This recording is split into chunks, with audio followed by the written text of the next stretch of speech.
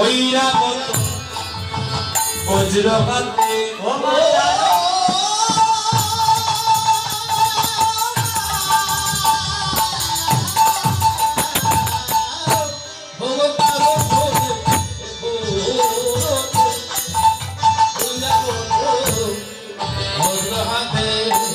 মাগো দেখে মোরা বলাই তোরা সে দেখি মোরা বলাই তোরা সে ও মাগো মাগো দেখে মোরা বলাই তোরা সে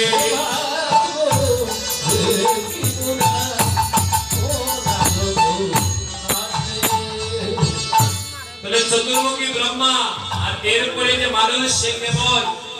বলে তারপরে এক রতে ঐরাবতী বজ্র হাতি ঐরাবত বলতে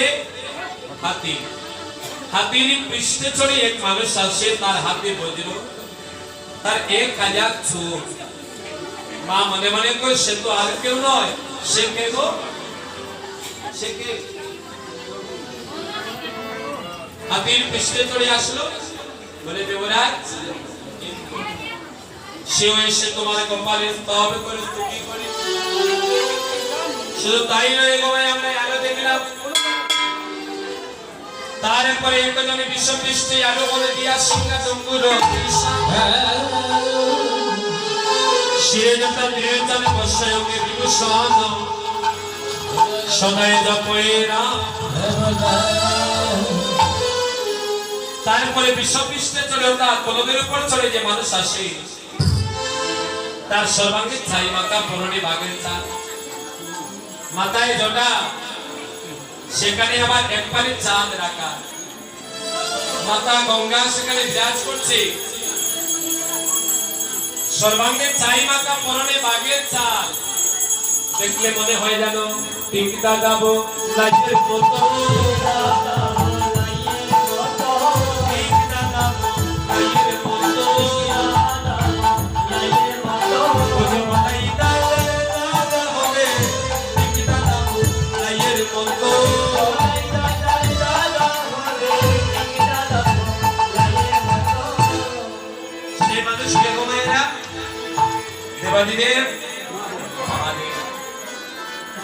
তাহলে সেই দেবাদিদেব মহাদেব কপালের চতুর্দিকে প্রদক্ষিণ করে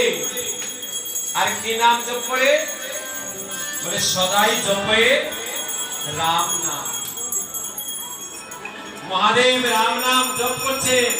আর স্তব করছে স্তুতি করছে মহাদেবের আরেকটা নাম ভোলানাথ জানেন তো ভাইরা তার নাম ভোলানাথ কেন বলে তিনি কৃষ্ণ চিন্তায় তিনি ঈশ্বর চিন্তায় তিনি সংসার ভুলে যান বুঝতে পারছেন ঈশ্বরের চিন্তা করে তিনি সংসার ভুলে যান এজন্য তার নাম হলো ভোলানাথ আর আমাদের বেলায় আমরা সংসারের চিন্তায় আমরা ঈশ্বরকে ভুলে যাই মহাদেবের সাথে আমাদের পার্থক্য তিনি ভগবানের চিন্তায় সংসার ভুলে আর আমরা সংসারের চিন্তায় ভগবানের তারে মামে একনানি দোলনানি ভাবে